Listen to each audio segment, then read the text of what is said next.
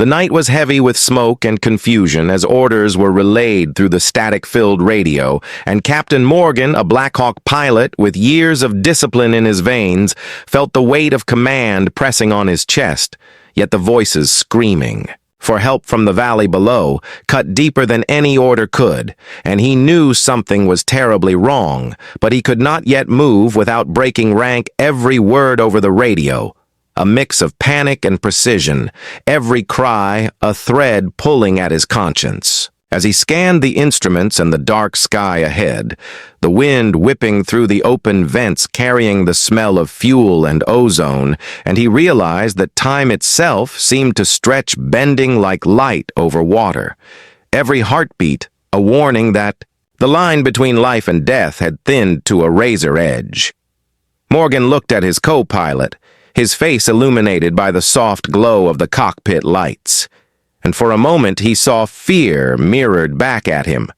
A fear he could not allow to take hold for if he hesitated even a second those men below would be lost, and the memory of their screams would haunt him forever. He adjusted the throttle, feeling the vibration through the controls, each shudder of the Black Hawk like a pulse reminding him of the lives in his hands, and yet the radio remained silent from command. No new instructions, no permission. Only the echo of prior orders and a void that seemed to mock the urgency of the situation. Below the valley stretched like a shadowed scar through the mountains dotted with fires from the ambush that had caught the battalion unawares. Vehicles burned like molten metal soldiers crouched behind rocks or scattered across the open ground. The muzzle flashes of their rifles like sparks from a forge as they fought to hold off an enemy that moved with merciless precision, and Morgan's eyes traced the flashes, his stomach tightening as he calculated the distance, the speed, the trajectory, and yet even as a trained pilot every option seemed impossible, every approach a gamble against death, and yet he knew he could not stay above circling in hesitation, and the decision loomed larger than the night itself. The co-pilot broke the silence with a warning voice trembling against the roar of the engines, saying that the area was too hot, too risky, that no one would approve of what he was considering. And Morgan turned his head slowly and fixed him with a gaze that spoke of resolve, that spoke of knowing that to hesitate was to fail, them all. And he nodded almost imperceptibly to signal that he understood the consequences, yet his mind had already made the choice. And the Black Hawk shifted slightly on the rotor wash as if sensing its next path into the unknown. The valley waiting, like a mouth ready to swallow. Static crackled again on the radio, a frantic transmission barely audible, a young sergeant screaming coordinates over the chaos of gunfire, his words breaking into fragments before disappearing, leaving only the echo of a last desperate plea. And in that moment, Morgan felt his own pulse spike, a sharp awareness that every second wasted could mean lives ending. Before he could reach them, he adjusted the dials, the controls, the instruments, his hands moving almost automatically while his mind raced through calculations of altitude, speed angle, fire coverage, and still the voices below called to him through the night and the radio, and the silence of command mocking him with impossibility. The engines roared in his ears as he leaned forward, squinting into the darkness beyond the cockpit, the lights from the distant valley flickering intermittently, shadows dancing over jagged terrain, and he imagined the men huddled behind rocks, their faces pale in the strobe of gunfire, and the thought that he could leave them there pressed down on him, heavier than any weight of orders, heavier than the risk of court-martial, heavier than any fear he had felt before, and he realized with sudden clarity that courage was not in obedience. It was in action even when all else demanded restraint. His co-pilot swallowed hard eyes, flicking nervously to the instrument panel, and then back to him as though seeking permission or reassurance that Morgan had already granted without a word, the tacit acknowledgement that some risks must be taken because human lives were not metrics in a ledger or dots on a map. They were men with names and dreams and families, and the Black Hawk above them was the only hope they might survive the night. Morgan's hands gripped the controls tighter as he guided the helicopter slightly lower.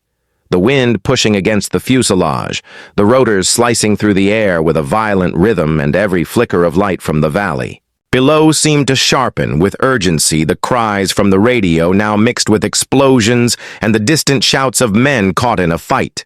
They could not win alone, and he adjusted the flaps, the collective the throttle, his mind a blur of calculation, instinct, and raw determination.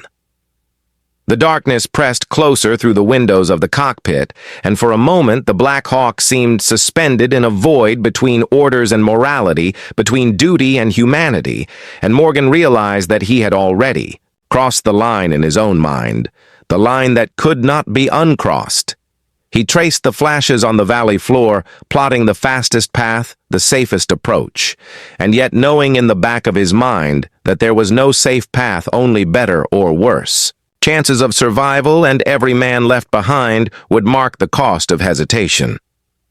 He glanced back at the crew seated tensely behind him, their faces pale in the faint light of the overhead panels, and he saw their fear, and he understood that courage was contagious, that their resolve would rise and fall with his, and that if he wavered, if he hesitated, they might all falter before reaching the valley below, and he could not allow that he could not falter. He tightened his jaw and lifted the collective, slightly feeling the helicopter respond with a vibration that was almost alive as it answered his command to descend toward danger and hope intertwined in the darkness. The radio crackled again, another fragmented transmission, and then silence, and Morgan realized with a sinking heart that the men below were fading in and out of contact, perhaps falling or perhaps holding on desperately, and that silence became a drumbeat in his mind, a call to action that left no room for doubt. He calculated the landing zone, the speed, the angle, the wind, the obstacles, every motion precise, yet every decision fraught with the risk of disaster, and still he moved forward as if drawn by some force beyond protocol. Lightning flashed in the distance, illuminating the valley in stark contrast, and Morgan caught glimpses of vehicles overturned, of soldiers scrambling, of the enemy, moving like shadows along ridges, and in that instant the reality struck him that there was no margin for error, that any hesitation could mean death for dozens, and he felt a cold clarity settle in his chest, knowing that he had only one choice, and that was to fly into the impossible and trust that skill and courage and perhaps luck would see them through. He leaned into the controls, feeling the Black Hawk respond to the subtlest adjustments, tilting, diving, banking in perfect synchrony with his instincts. The co-pilot assisting with rapid calculations and checks, his voice now steadier, matching Morgan's focus, and together they guided the machine closer to the valley floor, and the chaos below grew louder in their ears. The staccato of gunfire, the cries of men, the thunder of explosions, and the smell of smoke that seemed to rise up even through the sealed cockpit. Morgan's mind replayed training exercises, drills, simulations in his head, each one meaningless now compared to the raw unpredictability of this moment where human lives teetered on the edge of decisions that no one could authorize. The Black Hawk vibrated. Under the strain, the controls shuddering as he adjusted each input with surgical precision. Yet the mountain winds twisted and buffeted the aircraft, threatening to send it into the rocks, and he gritted his teeth, forcing every ounce of skill into the effort, knowing that hesitation was the only true enemy. Below him, the soldiers waved arms, shouted names, fired rifles into the darkness, their desperation palpable, and Morgan felt it in his chest, a weight that pressed against his ribs, and yet pushed him forward. He whispered a silent promise to them that he would reach them, that he would not abandon them, even as every instinct screamed caution, even as every voice of authority warned restraint. And in that moment, he became not just a pilot, but a lifeline, a conduit of hope descending into the storm of bullets and fire. The valley floor grew larger through the night, shadows, shapes of men and vehicles now identifiable, and Morgan adjusted the descent, slowing slightly, feeling the turbulence of the rotors mixing with the updrafts from the fires. the heat hitting the glass, the air thick with smoke and ash, and he could see the first soldiers beginning to move toward the clearing, signaling their readiness to board, and his heart pounded a rhythm that matched the blades above him, every rotation a countdown to the moment when courage would either succeed or fail. Morgan glanced once more at his co-pilot, their eyes locking briefly, and in that look there was understanding. There was fear. There was trust. And then he leaned forward, pushing the collective down a fraction more, sending the Black Hawk gliding toward the men who were counting on him, a descent that was both literal and symbolic, a dive into the chaos that would decide the fate of lives far beyond the bounds of orders or regulations, and every second stretched longer than hours, as the darkness seemed to hold its breath, waiting to see if he would falter. The first shots rang out, striking near the landing zone, and the helicopter shuddered violently, alarms blaring inside the cockpit, and yet Morgan held firm, feeling the surge of power beneath him, the roar of engines, the trembling of metal, and he guided the aircraft forward. Every motion measured, every adjustment critical. Knowing that the lives of 150 men depended on precision timing and the raw force of courage against impossible odds. And he whispered again a vow to himself and the men below that he would not fail. And in that suspended moment between night and action, between order and conscience, between fear and resolve, Morgan gritted his teeth and pressed forward into the storm, leaving the known and stepping into the void, guided only by instinct, and the cries of men who believed in survival even when all else seemed lost. And the valley waited ready to challenge him, to test him, to demand everything he had in skill, courage and heart, and the helicopter surged downward into darkness. The Black Hawk hovered over the valley like a predator circling prey, and Morgan could feel every vibration through the controls, each shudder a warning of the danger that awaited below. The smoke thickened, making visibility almost zero yet. He could see flashes of rifle fire and the silhouettes of soldiers moving through the chaos like shadows in a storm, and he knew that hesitation now would mean death for those still trapped on the ground.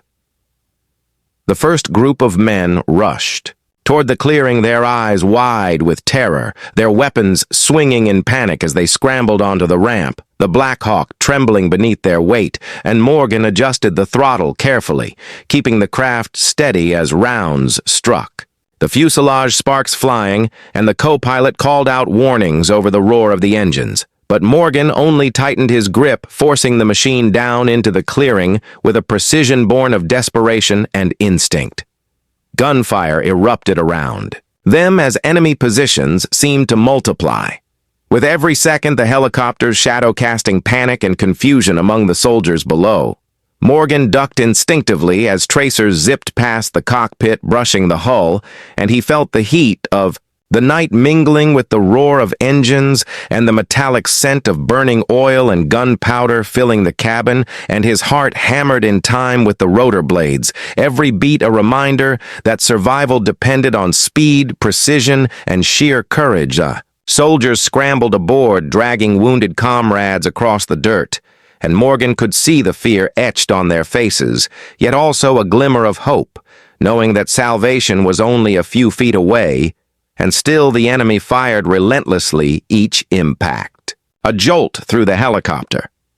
Each explosion a heartbeat of the battle that refused to relent, and he realized with a cold certainty that every second they lingered, the stakes rose higher. The margin for error vanished, and the lives of all aboard depended entirely on him. The co-pilot shouted that the helicopter was overloaded, that the controls were straining under the weight. Yet Morgan ignored the warnings, his eyes scanning the ground below, the chaos of soldiers shouting, running, diving, in to cover the valley alive with motion and death. And he adjusted the collective just enough to lift the Black Hawk, slowly feeling the bird respond, as if alive. Sensing his resolve, and the first load of survivors lifted into the night, leaving. Behind a clearing littered with bodies and smoke and the echo of desperate cries, he circled back immediately, the radio still alive with fragmented transmissions of men calling for help. Names shouted into the void, and Morgan felt each voice cut. Into his mind 1,000 shards of urgency piercing through the roar of the engines and the alarms blaring as the helicopter climbed higher. The night air buffeting the fuselage as if testing his will, and he knew that turning back was not an option, that every second delayed could mean one more life lost to the merciless valley below. The wind howled around the rotor blades, mixing with the scent of smoke, fire, and sweat as Morgan plotted the next descent. The enemy positions now more aware of, his presence and firing with deadly precision, and he tilted the craft, calculating approach angles, avoiding flashes of light that marked enemy lines, the co-pilot counting down seconds and meters, checking every instrument, every gauge, as though the life of the helicopter itself hung on their coordination and the faith Morgan placed in him. As they dipped lower into the valley, the ground seemed to rise up, threatening to swallow them. The trees blurred past the side windows, the bodies below, moving frantically as if shadows themselves were reaching for the helicopter. And Morgan felt the tension coiling in his chest, knowing that any miscalculation could tear the Black Hawk apart in an instant. Yet he pressed forward, a lifeline descending into chaos and fire-trusting instinct skill and the hope that he could somehow bring every man aboard safely.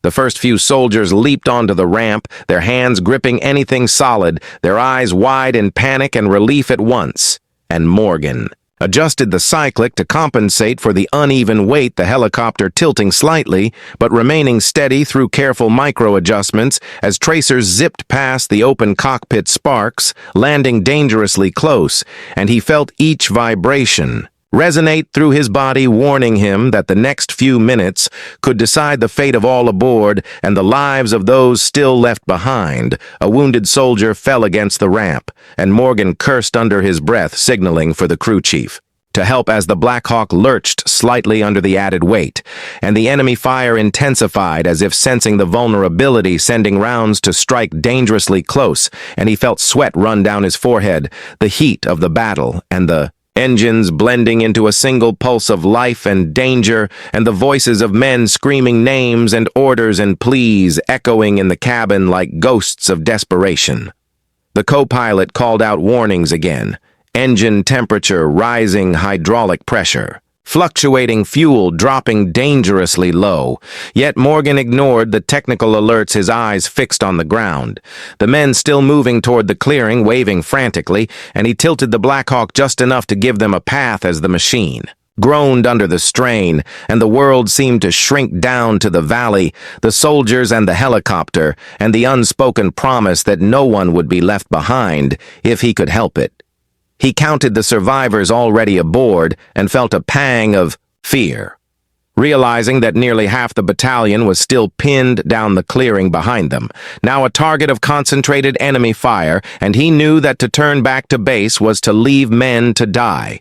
Yet each second in the valley added risk to those already rescued, and the helicopter itself, the metal and machinery straining under impossible demands. And still he made the choice to descend again into the fire and the night. The descent was brutal, the wind whistling past the cockpit windows, the rotors cutting through the thickening smoke as tracers danced like fireflies around them, and Morgan forced himself to block out fear, focusing only on micro-adjustments, the tilt, the throttle, the cyclic, the collective, every movement a precision, calculation, as if the helicopter were an extension of his own body, and the valley below a living puzzle of danger and desperation, and he willed the machine to obey him through skill and courage, and perhaps luck. Soldiers began to converge on the clearing again, the wounded dragged behind the able, moving with frantic determination, each man carrying the weight of survival on shoulders, already trembling from fear and exhaustion. And Morgan felt their urgency in every vibration of the Black Hawk, every echo in the radio static, every flicker of light across the valley floor. And he realized that courage was contagious, that the act of descending into danger imbued the men with hope, even as bullets flew and explosions tore the ground. Around them, a sudden explosion rocked the valley, sending a cloud of smoke upward and obscuring the landing zone momentarily. and Morgan cursed under his breath, his hands moving instinctively, adjusting cyclic and collective to compensate for the turbulence, the sudden gusts threatening to throw the helicopter off course, and he could hear the co-pilot counting off seconds and meters through the haze of smoke and noise, and the soldiers still rushing toward the ramp, their shouts urgent and terrified, blending with the roar of engines and the crackle of gunfire into a symphony of survival and chaos. Finally, the first of the second wave of soldiers reached the ramp, and Morgan tilted the helicopter to accommodate the uneven load. The Black Hawk groaning under the strain, sparks flying from rounds that struck near the tail, and yet he held steady, guiding the bird with a mix of skill, instinct, and raw determination, knowing that every second counted, every motion critical, and the fate of men still stranded below depended entirely on his next move, and the night seemed to hold its breath, waiting to see if he would falter. The co-pilot called out fuel warnings, engine warnings, but Morgan only nodded silently, eyes fixed on the remaining soldiers struggling toward the clearing, the enemy fire growing more intense each passing second, and he felt the weight of decision pressing on him like a tangible force as he prepared to lift the Black Hawk into the night sky, carrying survivors, but still needing to return to the valley to save more. And in that moment, he realized that courage was not just in flying, it was in returning to the storm repeatedly against all odds. And as the helicopter lifted slightly off the ground, Morgan felt the tension coiling in the cabin, every muscle in his body responding to the demands of survival, every instinct sharpened by the knowledge that lives hung in the balance. And he whispered, a silent vow to the men below and aboard that he would not leave them. He would not falter. He would descend again into fire and bullets, into chaos, and he would bring as many home as he could, even if it cost everything. The Black Hawk climbed steadily into the night, carrying the first group of survivors, their faces pale with exhaustion and relief, and yet Morgan knew the real test was still ahead. The remaining soldiers trapped in the valley, their cries echoing. Through the radio static, each one a thread pulling at his resolve as he prepared for the next descent into the storm of gunfire and chaos below, every second of hesitation threatening lives, and every movement a delicate balance between survival and catastrophe. The co-pilot checked instruments rapidly, calling out fuel levels, engine performance, hydraulic pressures warnings that Morgan barely registered. His mind focused entirely on the valley below, the flashes of muzzle fire, the explosions that lit the terrain in brief bursts like broken stars, and the soldiers moving desperately toward a clearing that seemed to shrink with every second as the enemy adjusted their positions and intensified their fire, making each approach more perilous than the last. Morgan adjusted the collective and cyclic, keeping the helicopter steady as the first of the second wave of men began their frantic run toward the ramp. Every motion timed and measured to compensate for the uneven weight and the turbulence created by gunfire and fire and smoke. And the Black Hawk shuddered violently as tracers streaked past the cockpit windows, sparks flying dangerously close to the fuselage, and he could feel the strain of the engines, the vibration through the controls. Every warning light in the cabin a heartbeat of tension and imminent danger. The soldiers scrambled aboard, dragging wounded comrades, their hands gripping the side rails, their eyes wide with terror and hope, and Morgan felt each heartbeat echo in his chest, each cry imprinting itself on his mind, knowing that leaving even one man behind was unacceptable. And yet the helicopter strained under the impossible load, the rotors humming a warning and the enemy fire unrelenting, testing every skill he had honed over years of training in perfect coordination with his co-pilot. Sudden explosion rocked the valley, sending a plume of smoke skyward, obscuring the landing zone momentarily, and Morgan cursed under his breath, adjusting cyclic and collective instinctively as gusts of air buffeted the helicopter, threatening to knock it off course, and he could hear the co-pilot counting off meters and seconds as the soldiers reached the ramp. Their movement frantic and determined, despite the chaos surrounding them, and the night seemed to stretch out, holding its breath, waiting to see if they would all survive. He tilted the helicopter slightly to compensate for the uneven load sparks flying, as tracer rounds struck dangerously close to the tail, and yet he held the bird steady, guiding it upward, the engines screaming, the metal straining and the wind whipping past the cockpit, and he felt the weight of every life aboard the Black Hawk pressing down on him, heavier than the physical strain of the helicopter, heavier than fear or fatigue as he prepared to circle, back once more into the valley to retrieve the remaining soldiers. The valley below was a nightmare of smoke fire and movement shadows darting among the flashes of light, soldiers running for cover and enemy positions adjusting with lethal precision. Morgan scanned the terrain, mapping every safe path, every obstacle, every threat, as the Black Hawk hovered above the chaos, and he felt a moment of cold clarity knowing that skill alone would not save them. Courage and instinct and sheer determination would be just as necessary as the mechanical skill of flying. The co-pilot warned of fuel levels again, engine temperature fluctuating. And yet Morgan ignored the technical warnings, focusing entirely on the men still stranded below the soldiers waving, desperately trying to find the clearing amidst the chaos, and he felt a pang of fear, knowing that every second of delay could cost lives, and yet he descended again into the storm. Each adjustment, precise micro-movements, guiding the Black Hawk closer to the waiting soldiers as explosions erupted around them and gunfire streaked past the cockpit with deadly intent. The soldiers reached the ramp, their hands grasping the rails as they climbed aboard, some dragging the wounded, others helping comrades lift and secure themselves inside the cramped cabin, and Morgan adjusted the collective, carefully tilting the helicopter slightly to maintain balance, the engines roaring as the fuselage groaned under the strain sparks flying dangerously close, and the night alive with the sound of battle, the cries of men, and the relentless pulse of the rotors slicing through the chaos like a heartbeat of hope. As the last of the second wave boarded, Morgan felt a surge of tension mixed with relief, knowing that half the battalion was still trapped, the valley still alive with enemy fire, and yet the Black Hawk had already sustained damage, the warning lights flashing and the vibration through the controls increasing with each movement, and he realized that the next descent would be the most dangerous yet. The stakes higher than ever, the margin for error thinner than a whisper of smoke across the night sky.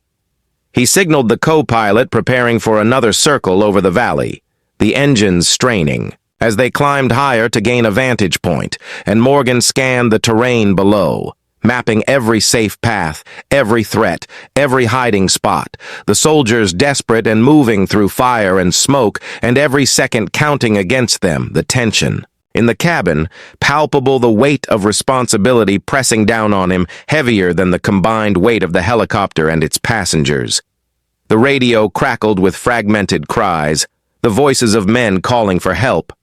Names shouted into the void, and Morgan felt each one like a physical tug on his chest, a reminder of why he had chosen to defy orders, why he had risked everything already, and he whispered silently to himself a promise that no one would be left behind if he could help it, if he could guide the Black Hawk safely through the storm, again and again until every soldier was rescued. Descending once more, the valley opened before him, a hellscape of fire smoke and moving shadows, soldiers running bullets, whizzing explosions, tearing through the earth, and Morgan adjusted every control, every micro-movement guiding the helicopter with perfect coordination with his co-pilot, the tension in his body coiling like a spring ready to release with the slightest miscalculation. And yet he remained calm, focused, steady, even as the night pressed down upon them with a weight of imminent danger.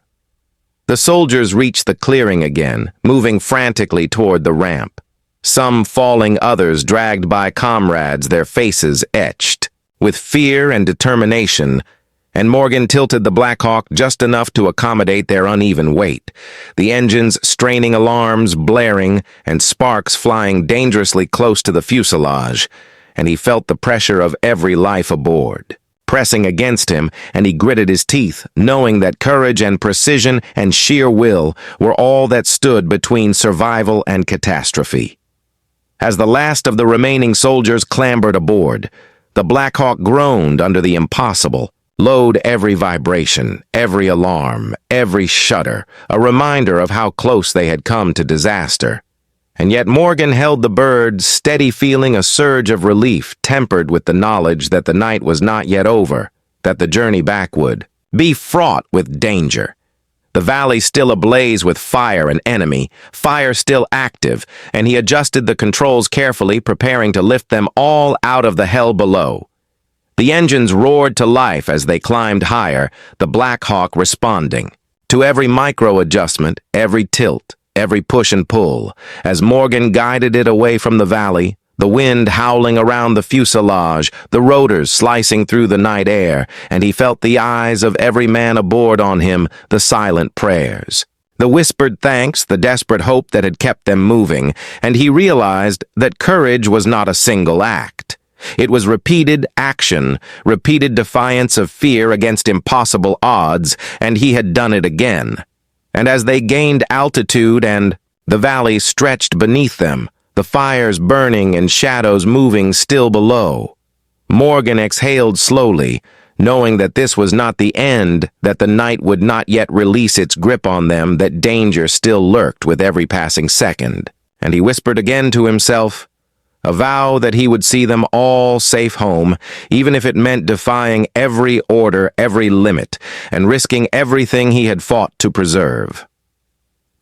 The Black Hawk cut through the night sky, the valley below still ablaze. With fire and gunfire every second a test of skill and nerve, and Morgan gritted his teeth, feeling the strain of the aircraft through his hands, the vibration of the rotors shaking through his arms and chest as the wind howled past the cockpit.